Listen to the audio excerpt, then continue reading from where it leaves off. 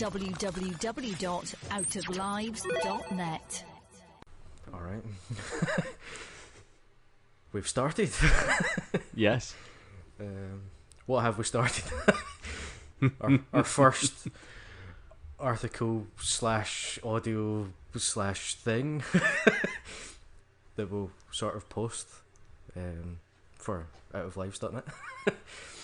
Get the plug in. Do you want to do an intro? I think I've covered it. Nice. I'm Adam, and I'm joined with Ben. Hey. And we're going to talk about the new console details for the next generation, PlayStation and Xbox, since how we have something to compare, and we've been, given enough time to digest what we've actually seen. Well, start overall impressions, Ben. Initial thoughts. Initial thoughts. Kind of all of the stuff that we've got so far for me it's just numbers, isn't it? It's just constant stream of tech specs and stuff like that. I think the Xbox stuff came out a little while ago. Lists of kind of like the RAM and the processors and all of those sorts of things. Yep. And then we had the, I suppose now, slightly notorious Mark Cerny GDC stand-in talk almost, I guess. Yeah. For what they were going to show developers and things at GDC, obviously made public. And whilst Mark Cerny is a fantastic orator, it's the driest presentation I think I've ever seen. Yeah, but very, very much a technical. Yes, and within the context of it being a GDC talk, perfectly fine. You expect that. Yeah. Absolutely. But again, lots of chat about just numbers and kind of the ethos, and the ethos kind of stuff is interesting. But again, the numbers are just sort of bouncing off me, and I'm thinking, okay, well, we've got X number of teraflops over here, and then X number of teraflops over here. Really, to me, that's kind of meaningless, because as I suppose Mark Cerny was kind of trying to get at in the PlayStation chat, it's all about what else is within that box, what else that's being coupled with, how things actually interact. And I think, at least from the PlayStation side, we've seen a little bit more of how it's going to work as a unit than we have from Xbox. So kind of for me, whilst on paper it looks like Xbox is this big beefy boy, and PlayStation is maybe slightly more lithe, and I think accessible was the word Mark Cerny sort of used all of the time. We still haven't seen anything, and that's kind of what I'm waiting for, really, before I kind of pass judgment on whether one is going to be better than the other, technically speaking. Yeah. With these things, it always comes down to what the developers can actually do with it. And it's all well and good having, we've changed this and we've put this in it and we've done this and we've done that. But if the developers struggle with it for any reason, or it just doesn't give the benefits that they were expecting, because the developers don't use it, or use it in a different way for other stuff, and it just doesn't have the impact that they're wanting, it might be meaningless, just garbage absolutely. numbers, as you said. But for me, I've been interested in because the worry was that we would just have two basically identical rectangles with different, manufacturer stickers on them, and that would be it. Where what I've liked is the fact that, although in kind of broad strokes they've gone very, very similar, the differences between the two show a very clear, shift in approach, a divergence between the two of them. Yeah. So Xbox have went very simple, straight down the line, big numbers. We're going to put the best parts we can get in it, and that's just going to do. So they've came out with your 12 teraflops, what they expect it will actually put out. Whereas Sony and PlayStation have went a bit more, we're going to tinker with it a bit more and customise the different bits and try and make them all work that wee bit better in these various ways where we think this will make a big difference. And so, and their aim is that, Xbox has 12 teraflops to their 10.4 teraflops, but their 10.4 teraflops will be better teraflops, basically. Yeah, so I think it's sort of the idea. Yeah, it's more about like optimization, isn't it? Yeah. What can do what at any one time. Whilst you might have, hundreds and hundreds of teraflops or have access to lots and lots of power, it's everything around it reading and being able to use that at the same time. And again, I think we've had a little bit more info from PlayStation on that, about how things actually interface with each other, how things are optimized a little bit better. And whilst, those numbers aren't quite as high as the Series X is going to have, we kind of understand that it is a little bit more accessible, it's optimized a little bit better. Or I won't say it's optimized better. I don't know that it's optimized better. But from what Mark Cerny was saying, that is what they have gone for. That is what they are looking to achieve with it. Yeah, they've went into the, as I say, with the customizing into the more details. They've looked at where the bottlenecks are and how they extract more performance out of it. Because it was actually one of the previous Mark Cerny video things where he was showing off the difference the SSD makes, the solid state drive, compared to a regular hard drive. Or was that the Spider-Man one? Yeah, so they're showing, and that really highlights kind of the innate difference in just changing from the standard hard disk drive to the solid state drive, which both have done. There's a huge difference in the read speeds. So you can have all your extra power, but as you say, there's those bottlenecks where the game engines and everything has to pull out the data that it needs and actually put it onto the screen and show you what it needs to show. And that's why Spider-Man in the PS4 game can only swing so fast, because if he goes any faster, the console can't physically load the world in quickly enough in front of you so that it exists. Otherwise you would just swing off into fucking nothing, and the game would have to like pause you to catch up and all that. Whereas a lot of that goes away purely by having the SSD, because it's so much quicker just in general.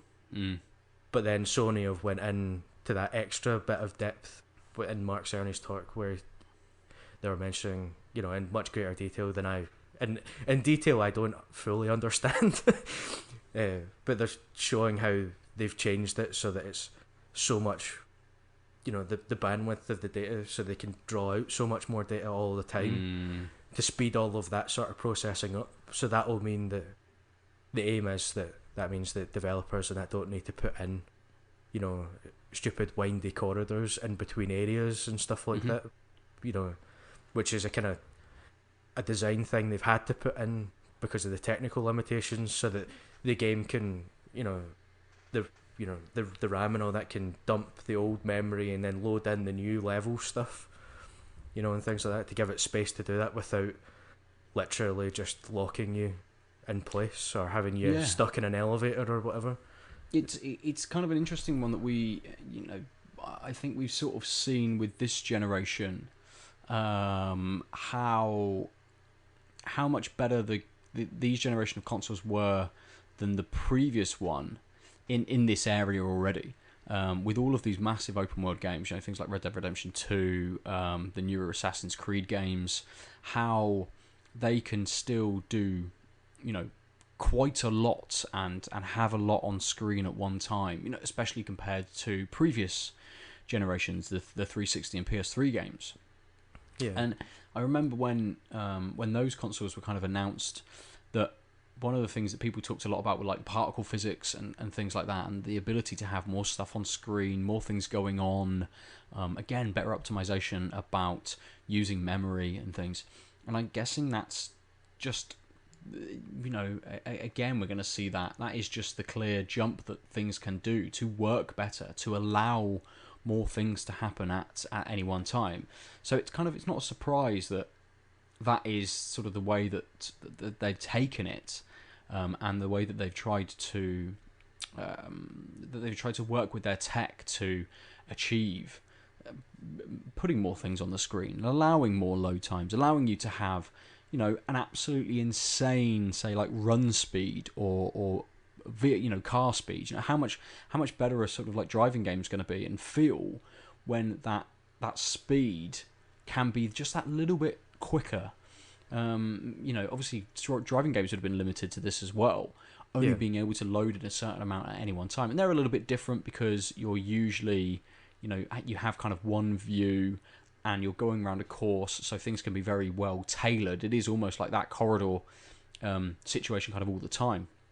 Something like Forza was a little bit different, and I think was, quite rightly used as the showcase for the Xbox One, because again, you could have this massive open world and things loaded quickly. But could you imagine Forza or like something like an open world driving game where you could really, really boost that car and go into sort of, use some nitrous and absolutely fly around? I think that's kind of like, again, what we're talking about with this next generational leap, having just a massive, massive open world with so much stuff going on that it just feels alive. I think,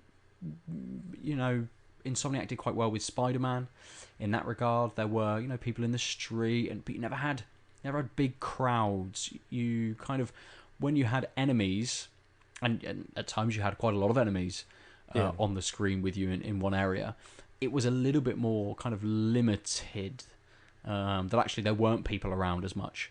And, they stopped cars and things like that when there were that level of enemies. Or they took you inside a building when they wanted you to do something a little bit more intensive, combat kind of wise. Yeah. So you can see, and I never thought about it in that sort of way, but you can see from what they're saying with their chatter this time that actually, yes, it was a little bit limited in what they could do. So thinking about Spider-Man 2, thinking about like the next Forza game or any of the other sort of open world kind of games, how much more they're going to be able to do is super exciting. Yeah, absolutely. And there's the knock-on benefits of stuff like this as well, as they're talking about, because of the way the hard disk drives work. They have to package the data up in particular ways, and that means that in actual fact, a lot of your file size is copies of common items. Yes. Like for Spider-Man, your lampposts and mailboxes and stuff like that. That's the data for the exact same lamppost is potentially on that, in your kind of file size, hundreds of times. Because it's the only way they have to package it up so that the hard drive can read the data in nice wee packages for what it needs, where it needs them. So you have to have copies of things, whereas with the SSD, that problem goes away. So at the very least, hopefully, even if, with the push into 4K properly and all that now, the file sizes, because of the textures growing and that, don't come down, at least everything in the file will be useful data and not copies of data. Yes. Which I think makes it a wee bit more palatable, because when you realise that, that fact that a lot of the data you're downloading is just multiple copies of the same stupid lampposts and stuff like that, you suddenly feel that wee bit more begrudging of your 120 gigabyte download or whatever it happens to be, and when it takes fucking hours at a time or even days for some people when they're unfortunate. So there's those weird knock-ons and the quality of life in that sense. You'd hope that they would at least come down in size to begin with, and even if they creep back up the way again, at least it's all data that you can use all of the time. Yeah, absolutely. And you wouldn't mind it so much then, would you? If it's you get to 100 gig download, but that every lamppost, it hasn't been, there's not 300 lampposts within that data. That it is being optimized a lot better, that things are being read a lot better, that actually that 100 gig is individual stuff constantly, and that that it's just going to be full, absolutely full of things. Yeah, it's exciting, but again, it's seeing kind of like the proof, isn't it? It's having something in front of us, and I get the feeling stuff, even though nothing has kind of been said about pushing these console releases back or anything, obviously because of the global pandemic we're kind of currently in. Yeah, they'll hold off on that for as long as possible. But they will, absolutely. Yeah. A part of me suspects that it'll come anyway. Yeah, that it'll get pushed back into next year. Even if it's only a couple of months that it's pushed back, I think they'll get to that stage where they'll just be like, we need to give it breathing room. So even if everything's coming back, returning to normal by the time these are supposed to come out, they'll still need that couple of months run up, manufacturing wise and all the rest of it to go, right, we can't release them until we know we're getting a solid, steady supply of them. Because like PS4, when it launched last time, was nuts to try and get a hold of. Yeah, it was. Like stores were getting, like 2 or 3 delivered at a time, per day, because they were spreading them out. So if you happen to be lucky, you got one. So I imagine, at the very least, they want to be able to match, that kind of supply level. Obviously, they'd be hoping to do better than that, but if they think they're going to do worse, I can see them calling it and pushing it back that wee bit to give themselves the space to run up, because the last thing they want is a big backlash because they go, it's sold out everywhere. Yeah, absolutely. And they go, oh yeah, more are coming, but it'll be a week or 2. They're like, yeah, well, fuck that. We've sort of seen it with Final Fantasy VII Remake as well, haven't we? How that's kind of been a very odd release, considering the COVID-19 kind of pandemic. Square Enix put out into Europe and Australia early physical copies. So people have already had this game for maybe nearly a week. It was sort of towards the end of last week. So the beginning of April that these had started to go out. And I know, because I've just ordered one today and it's just been shipped, that for a little while no one had any. So for, say, like the last 5 days, it hadn't been in stock anywhere. And now suddenly places have stock again. I guess Square have just been trying to preempt this, that they didn't know how many they could get out. So they used that early stock, pushed it out super early, because again, they don't know what distribution's going to be like a week later. And it's going to be exactly the same with the consoles. Obviously, hopefully we're not still within a pandemic at that point in time. But, when we get to, say, I'd say maybe February or March of next year, which may be sort of that 3-month period that they get pushed back to, they've got a good amount of time after kind of Christmas and the New Year to really ramp up to this. And they can say, right, we have got, because we know from previous consoles, we need to have 5 million units available for worldwide release, or 10 million units, whatever they have, to be able to put out there. And saying, let's just leave it a month, because we've actually only got 2 million units, so 2 million people can play, but then everyone's just going to be angry for a little while. Let's just hold off for a month so we can build our numbers up, build it up to 5 million, build it up to 10 million, whatever they deem is sort of the correct amount for their release on early adopters and day one people. That people just don't have that bad will towards them, I suppose. And it's strange with Square kind of doing this, even if they'd have only had X number of copies available for this Friday, which is when it's going to be released on the 10th. Yeah. They've already had people in America and other places go, wow. We haven't got our copies. You've given them to everybody else. So even them trying to do something nice has seen them just get rubbish for it, essentially. Internet never change. So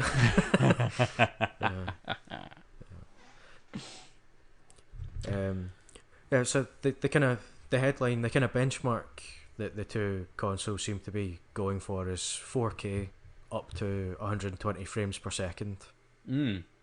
Both have your 4K Blu-ray drives.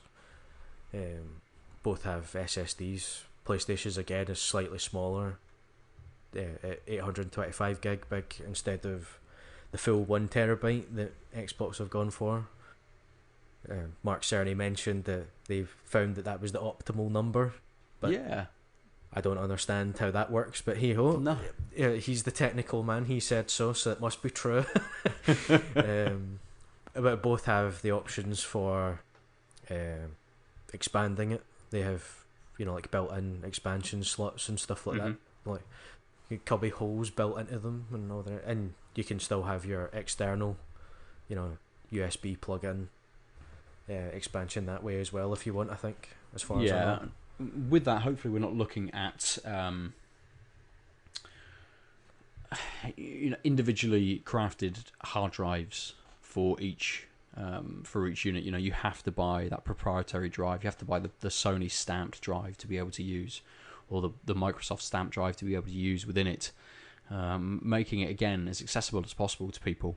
Even if you just want to add in like a little 500 gigabyte hard drive or something, you can pick up whatever one you want and put that in. And obviously, it's going to format it first, to the OS and the system. But yeah, I think at least broadly they've taken that into consideration in the building stage, as opposed to waiting until everyone went, well, we're getting rid of this 500 gig nonsense and putting 2 terabytes in and doing it themselves. I don't think I'm not entirely sure, but I don't think PS4 and that were designed with that in mind in the way that this seems to be. No, which again is strange, because I would imagine that they were already looking at higher download packets and stuff, even at the start of this generation. Yeah, you would have thought so.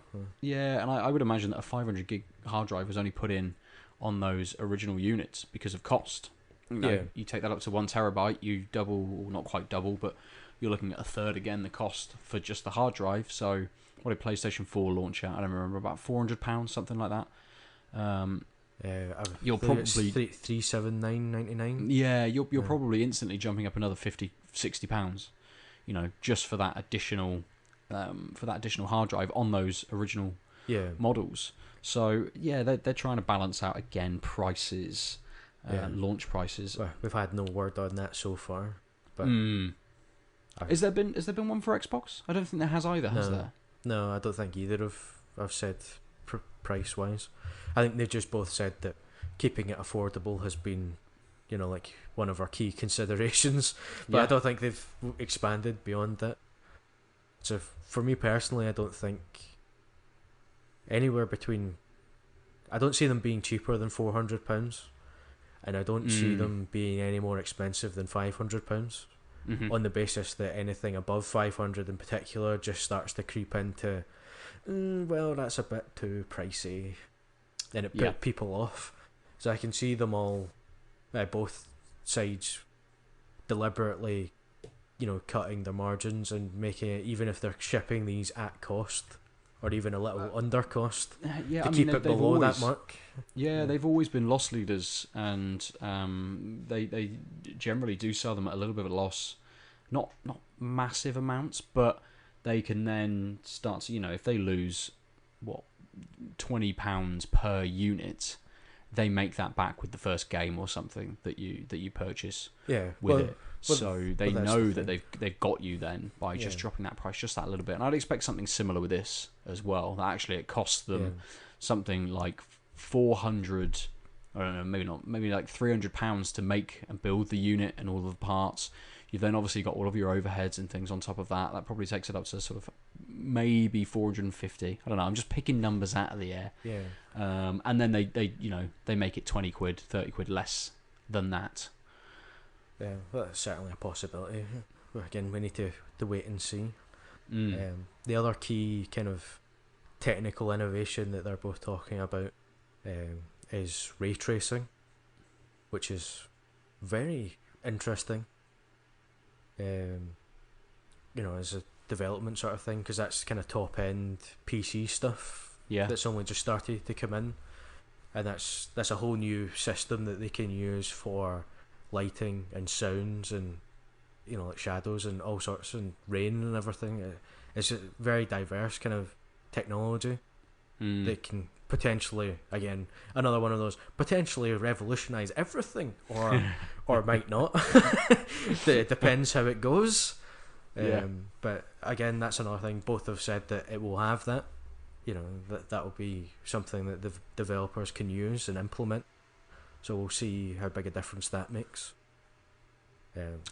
Yeah, and again, ray tracing. I think people are saying, "Oh, how amazing it is for sort of like lighting and stuff." But I think it's a lot of the sound stuff that gets overlooked with the ray tracing. But then PlayStation having their own kind of sound design system as well. The Tempest 3D audio tech package thing. Yeah, again, difference. As I said, a very clear indication of the kind of point of difference where Sony have went into, let's tinker that wee bit more by adding this into it, because again, Mark Cerny's GDC video, he mentioned that audio has often been the kind of the poor cousin of development in a lot of ways, because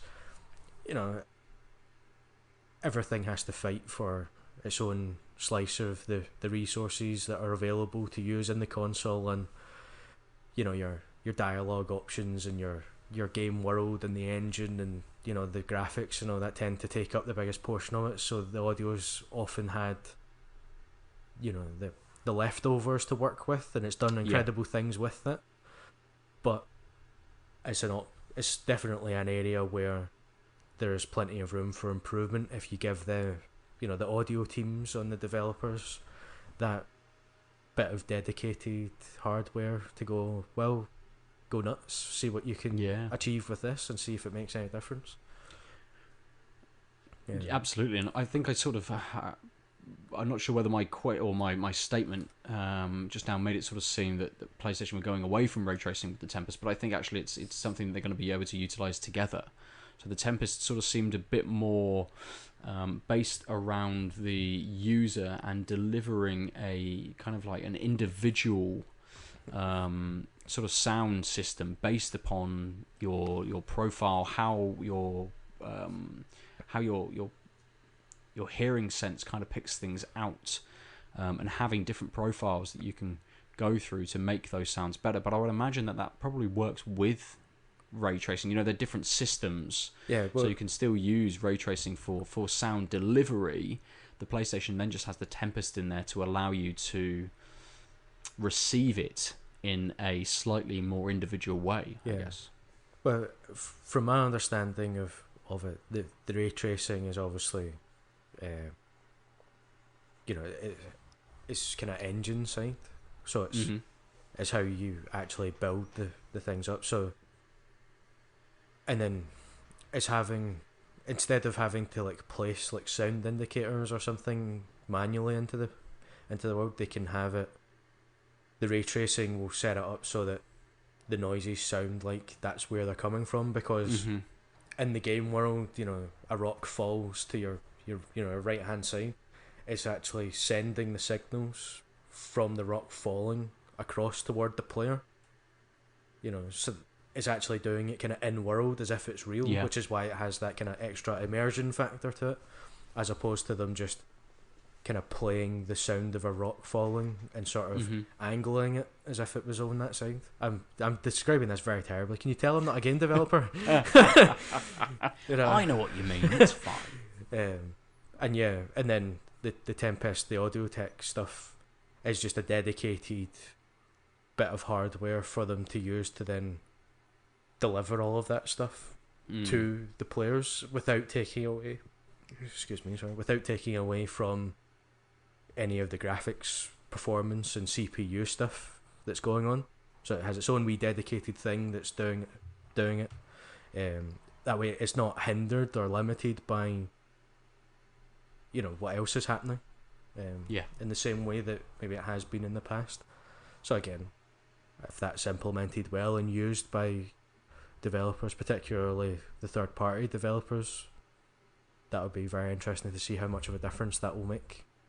Absolutely.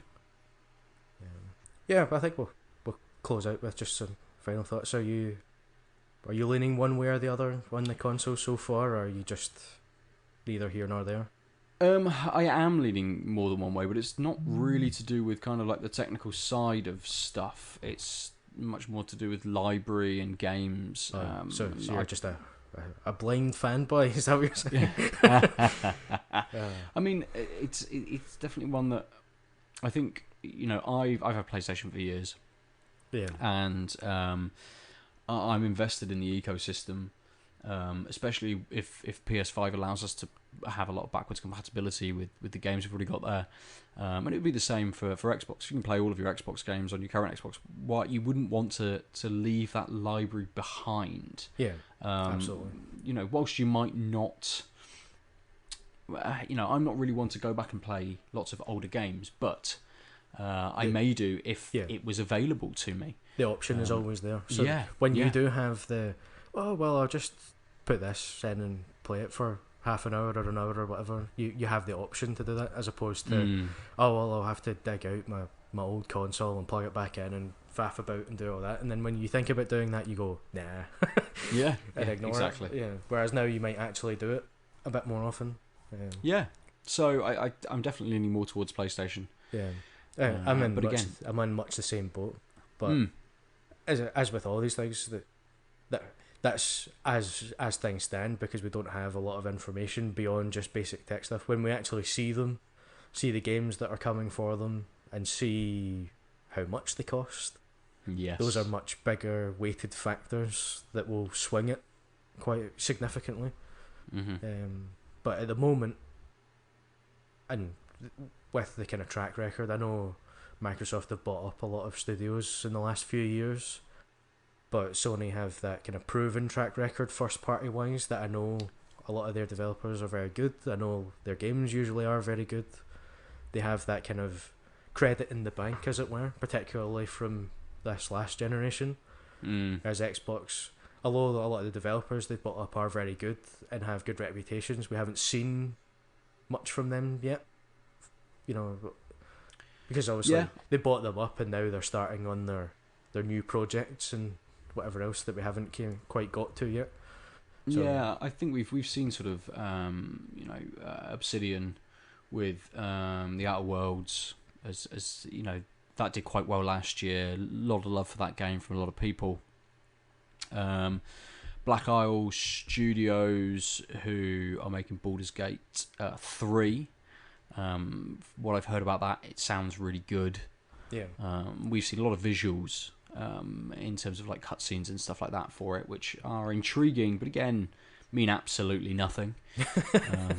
Until you actually get kind of hands on and gameplay demos and things, we're still in the dark, but now we have fact sheets to watch the internet fight over, which is good. It's good fun. Exactly, and pictures of control panels, which we'll talk about at some other point. Definitely. Well, thank you very much for joining me, Ben. Not a problem. Or suggesting that we do this. Thanks for having me. Yes. And thank you for listening/reading or whatever you've done with this, depending on how we put it out. We'll see. We'll see how much time we've got, eh? Hopefully both, maybe. Yeah. We might stick it up if I can, if I've got some time to stick it up over maybe Mark Cerny's GDC chat, maybe some of the Xbox videos that we've had, reveal videos about the box and stuff. So you can check it out on YouTube. You can kind of see a little bit about what we're talking about as well. If they're not things that you've seen whilst we're talking. So, excellent. Well, thank you very much. Cool. Well, cheers, man. Right. Bye. Bye.